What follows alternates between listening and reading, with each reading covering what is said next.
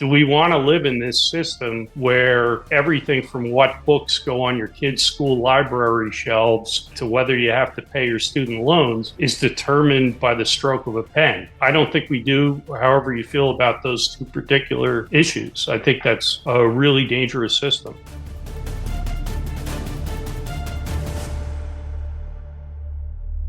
Welcome to Undercurrents, our daily news show from Unheard's Washington Bureau. Today's guest is Healy. Make sure to subscribe over at undercurrents.tv to join the Undercurrents community. It's just $1 for your first month, and you get access to a special email address where you can contact us and premium episodes. Now, also, please subscribe here on the YouTube channel or wherever you're downloading your podcasts. We appreciate it. Let's get on to the news.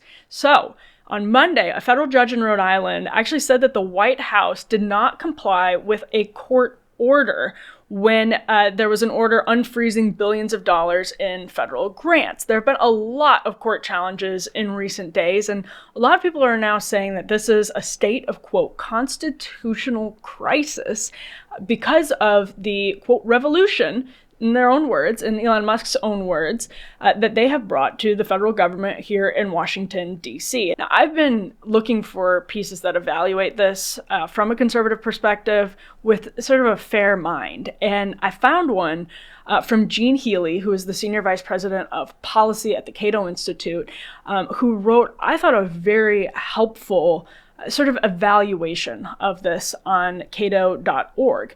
It was called Stroke of the Pen, Law of the Land. Kind of nuts. It's a really helpful article, and I'm really glad actually that Gene agreed to come here on the show. We have a crazy snowstorm here in Washington this week, so I had to actually tape this remotely with Gene, but it was great to chat with him, and he's here going and is going to help us walk through, just from the perspective of executive powers, from the perspective of limited government, of a limited government conservative, obviously at a libertarian think tank like the Cato Institute, what actually Donald Trump has done and how consistent or inconsistent it is with the principles that conservatives and, in this case, libertarians have long claimed to uphold. So I think this is a really important conversation, and I'm really glad that Gene is here on the show and is going to walk through some of this with us. Have you ever been the victim of a data breach? I know I have, recently actually, and let me tell you, it's infuriating. It's bad enough that big companies are careless with our personal information, but what really gets me, they never seem to face any real consequences for it. Meanwhile, no one is putting in any effort to actually protect our privacy from American companies that profit off of our data. That's why I don't leave my online security up to chance. I use Aura, today's sponsor, to keep my information safe. Because, let's be honest, no one else is going to do it for us. Aura does the hard work for me. First, they track down data brokers who are selling my personal information and submit opt-out requests on my behalf. Give it a few weeks, and I actually stop seeing my info pop up in search results, which means less spam, fewer robocalls, and more control over my data. Aura also monitors the dark web around the clock and alerts me if my personal details, like passwords or social security numbers, are floating around where they shouldn't be. And if someone tries to use my information to access my bank or credit accounts, Aura lets me know fast so I can take action before any damage is done. And here's some serious peace of mind. Aura offers up to $5 million in identity theft insurance, so if the worst happens, I'm covered. Oh, and did I mention Aura includes a VPN with 100 plus virtual locations, so whether I'm working remotely or just trying to keep my browsing private, I know my connection is secure. Does your current VPN offer all of this? I didn't think so. Stop leaving yourself vulnerable to data breaches and data brokers. Go to aura.com/undercurrents to try Aura free for 14 days. That's enough time to find out just how much of your personal information is already exposed and take the first step to locking it down. Stay safe out there. Healy, thank you so much for joining Undercurrents. Thanks for having me. It's a fascinating time to try to evaluate exactly what's happening in the executive branch right now. Not too much happening in the legislative branch for the moment, but there's a war between the executive and the judiciary ongoing, but especially the executive branch right now with Donald Trump deploying DOGE to take on all of these federal agencies. I just want to start, Gene, by asking you, as somebody who has worked in the space for a really long time, some of this I have to imagine feels like the wish list, like the Christmas wish list coming true, like just totally defanging the CFPB. I mean, some of the stuff is like libertarian conservative movement fantasy wish list items, is it not? You wake up every day and, there's something new and entertaining. Musk's team of miners and sappers, who are barely shaving, wreaking havoc within the executive branch. I was telling someone it's sort of like a scene scripted by Ayn Rand, if you imagine an Ayn Rand with a sense of humor. I do think that one problem that they're having already and they're going to have is the theory that they can fly solo and that they can achieve some of the ambitions that Trump and Musk have set out for DOGE, for radical cuts in government, just through executive action alone.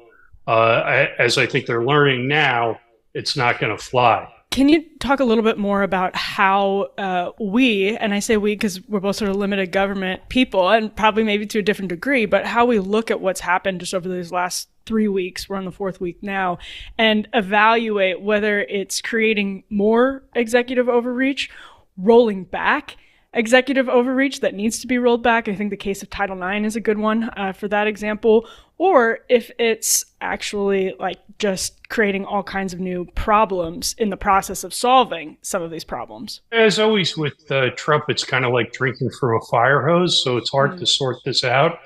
A lot of the wailing and gnashing of teeth in Washington, there's a thing where when the Beltway is trying to decide whether so-called energy is in the executive is a good thing. It really depends for most people on, who's getting zapped. So there's been all this caterwauling about shock and awe and madness and everything being done through the executive. And it's absolutely true. Trump came out of the gate at a historic pace of executive action. But Joe Biden came out of the gate 4 years ago at practically the same pace, and nobody got their nose out of joint in this town about that. It sort of depends on whose ox is being gored. But I think we need to take a look and sort illegal bad from perfectly legal good, chaotic bad. So it's a mixed bag. There's some orders that I think are beyond the pale. I don't think the president can rewrite the 14th Amendment with the stroke of a pen any more than I think Joe Biden or whoever got to him in the late innings of his presidency could just declare the ERA part of the Constitution. Some of the orders that were ambitious are perfectly legal. The order ripping out federal DEI root and branch, the order overturning LBJ's 1965 order establishing affirmative action in the federal government for federal contractors. There's no legal problem with that. And credit where due, any other Republican president after LBJ could have done the same thing. Only Ronald Reagan even tried, and the rest of them didn't. And, maybe it takes a norm breaker to break some norms that deserve to be smashed. But I think in terms of zeroing out agencies, whole departments, Musk and his crew can cause a lot of disruption and provide a lot of entertainment, but they're not actually going to dismantle the permanent bureaucracy in any real sense without buy-in from Congress. So I think they're making a mistake to go by the philosophy that I alone, the executive branch alone, can fix it. It doesn't work that way, and they're already finding that out. Well, this is an interesting way to look at it, that what they're doing right now, some of it's great and some of it is tinkering around the edges in very necessary ways, but perhaps in so doing, because of the methods they're doing, the tinkering around the edges will not be outweighed by maybe the expansions of executive power, at least from a constitutional kind of limited government viewpoint, that some of these tweaks are absolutely necessary. They are just, but at the same time, you take a step back 10 years from now and look, and the executive has been expanded. These precedents were set in ways that are really harmful. I don't know, Gene, if there's anything to that. I can already anticipate the counter argument, which would be, well, that's been happening for decades. This is in the service of rolling some of it back. What do you make of that dynamic? It has been happening for decades. And that dynamic means that even achieving policy goals that conservatives and libertarians share, you're in a situation where they could be, what can be done with the stroke of a pen can be undone with the stroke of a pen. Mm-hmm. And if you step back and take a broader view, as long as we've decided or we slipped into a system where the president gets to decide, whether or not I have to buy an electric car, how much water is going to flow through my shower head, can I use plastic straws or do I have to use paper? Well, I'm for how the administration has resolved these issues. But it's a completely crazy system to have so much turn on which team, red or blue, wins the presidency. 30 years ago, there were first day executive orders that were flipped when the presidency changed parties. When Bill Clinton came in 1993, he had two big executive orders reversing Reagan-Bush orders. One was something called the Mexico City policy. It's about foreign aid and abortion. Another one was you had to provide notice if you're a federal contractor that your employees aren't legally required to join a union. Okay, activists cared a lot about these, but they didn't really dramatically affect Americans' rights like in what happens now, which now we're talking about, is who gets to use the girls' locker room, who gets to play women's sports, are we going to have a trade war with China? So what's at stake when the presidency changes parties is much more significant than it used to be. And I think whether you're on the left or the right, number one, it's a stupid system because you're whipsawed back and forth on all these policies every 4 to 8 years. But I also think it's a really dangerous system. If we don't want people to think that every election is a Flight 93 election, right? We want elections to have consequences, but we don't want them to have such broad consequences. We want these decisions not to be made by one man or one branch, but by Congress, the president, and the Supreme Court together. Right. The system is intentionally designed so that people are not seesawing back and forth every time the president changes. Daily lives are not seesawing back and forth every time the president changes. That actually is really interesting because now in the New York Times, they're quoting a number of experts. They wrote a whole story about it, in fact, saying that we're in a time of, quote, constitutional crisis, which is fascinating because that is what a lot of people on the right have been saying for years and years and years. Some, in fact, since like the civil rights era and the LBJ era that we've just sort of been in, or even FDR, that we've been in a kind of rolling state of constitutional crisis. And I'm curious what you make of that categorization, Gene, because it is sort of interesting to hear from the left after the Biden student loans. I mean, there's a lot more. We could talk about AMFs and, when the last time Congress declared war it was and all of that. But is there something new about this era of constitutional crisis? What do you make of that? Trump, I think, is sort of the extreme energy drink version of what's been on tap for a long time. It's not true that he invented the imperial presidency. I think the Biden presidency maybe doesn't look so imperial if you're on the left and you like some of the policy outcomes. But as you point out, under Biden, it was a presidential decision, or at least an attempted presidential decision, whether or not you were on the hook for your student loans. Mm. So Trump did not, in some ways, Trump is pushing the envelope. And I do think that some of the theories that his people have, particularly in the area of impoundment, um, like represent a leap forward in executive power.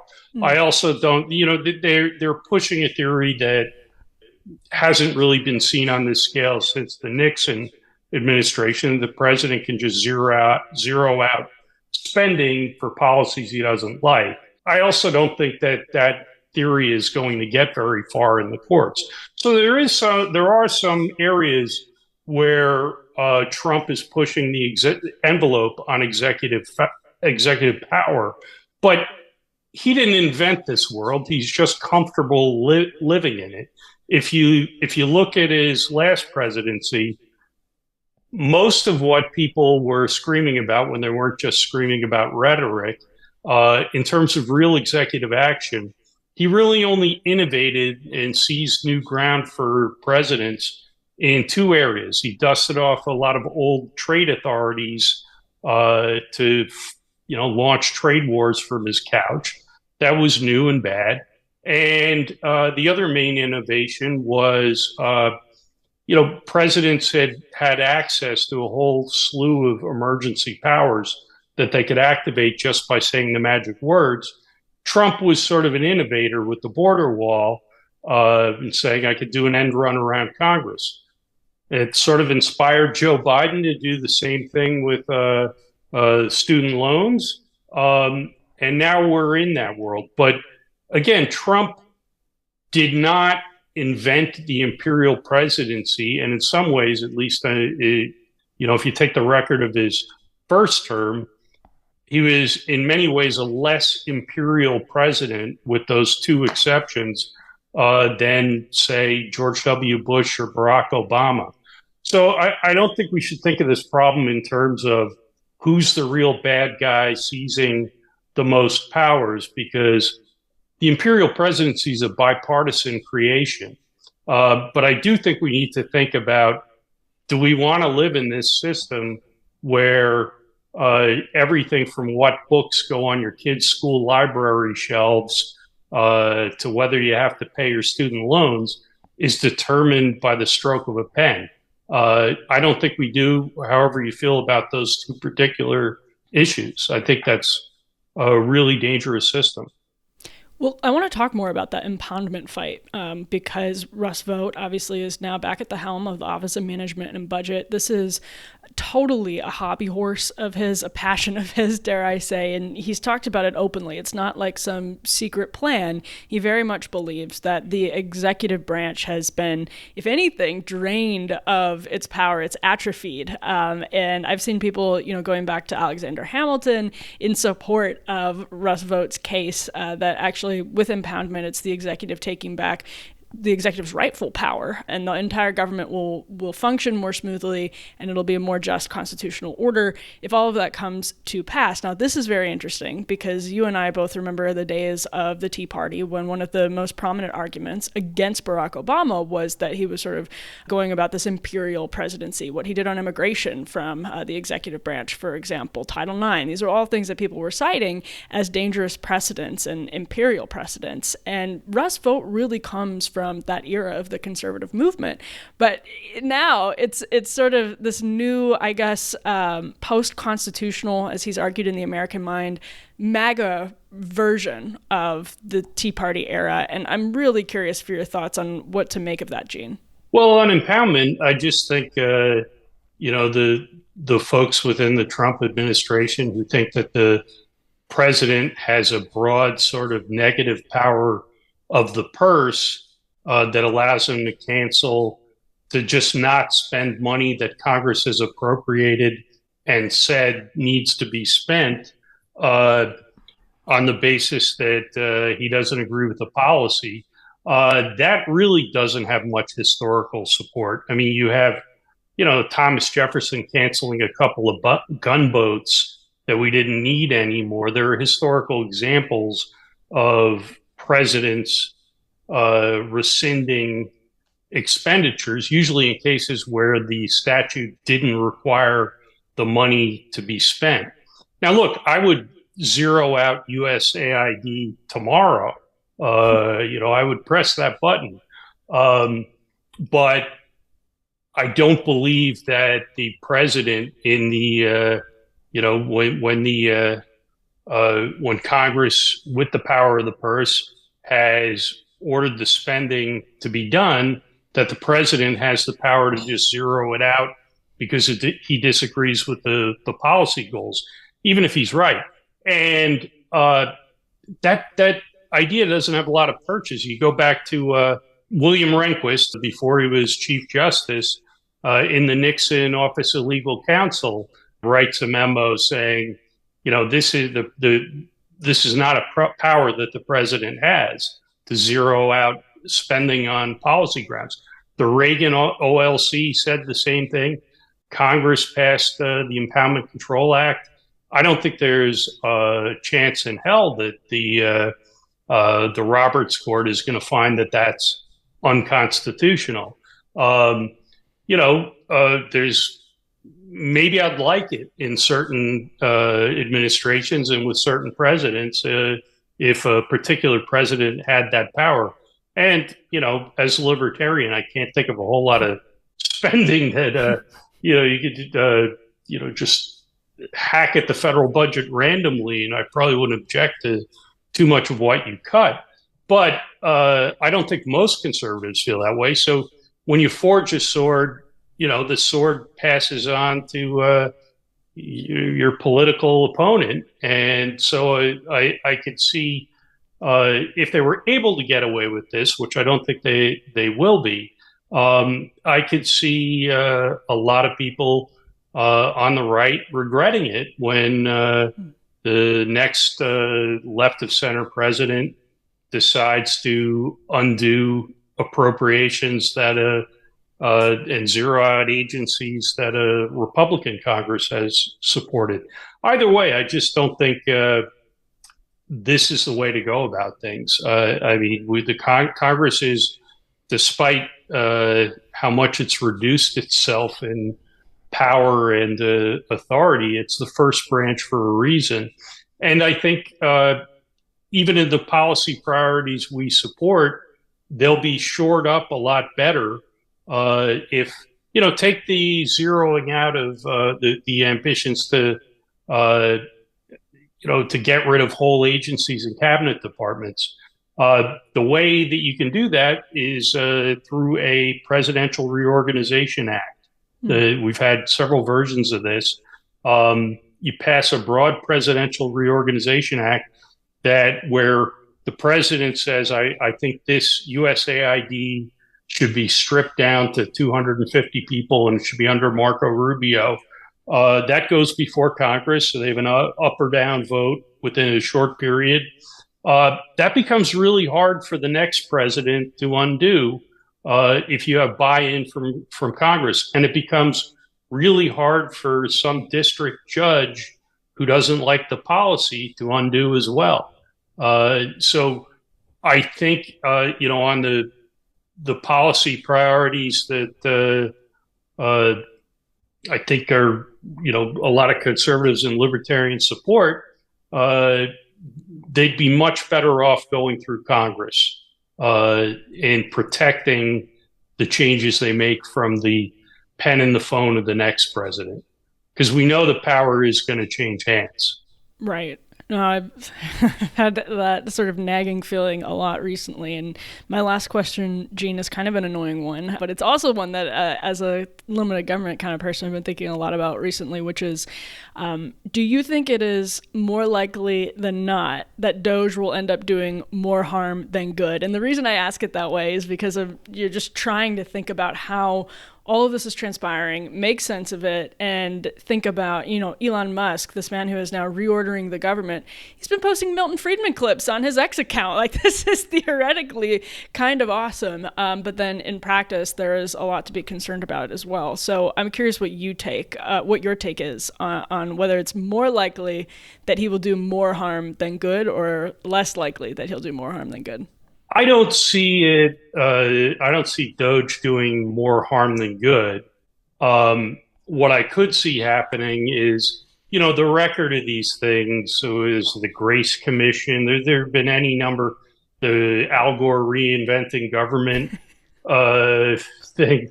Uh, the record of the government efficiency or waste, fraud, and abuse commissions is nothing much changes.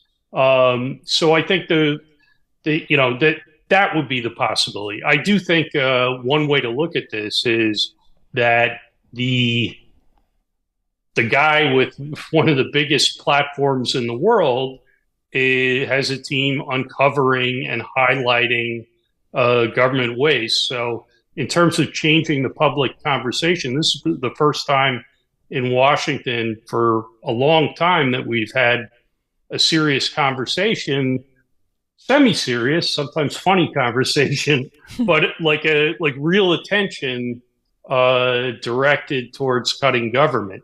So I don't think it will make it worse. What I worry about is that, you're not going to get, take a chunk out of the permanent bureaucracy with, a hackathon of 20 somethings and a bunch of memes. You need legislation to do that. You're not going to go into the Department of Education and just pink slip everyone. The idea that, you were mentioning the Biden student loan gambit, where we got slapped back by the Supreme Court, rightfully.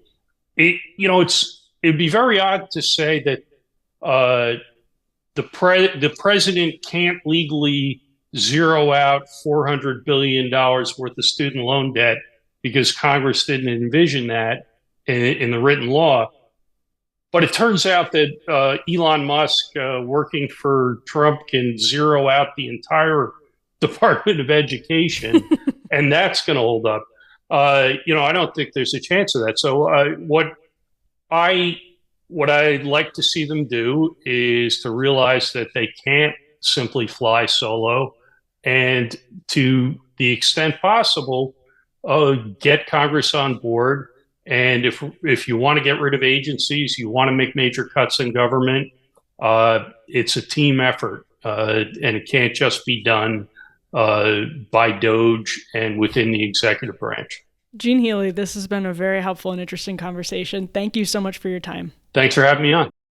Thank you so much for tuning in to this edition of Undercurrents. As a reminder, you can subscribe for the premium experience of the show at undercurrents.tv. It's just $1 for your first month, and you can go over to undercurrents.tv again for premium paywalled episodes and an email address that lets you send us questions and feedback. Make sure to subscribe on YouTube, wherever you download your podcasts, and we'll see you back here with more Undercurrents soon.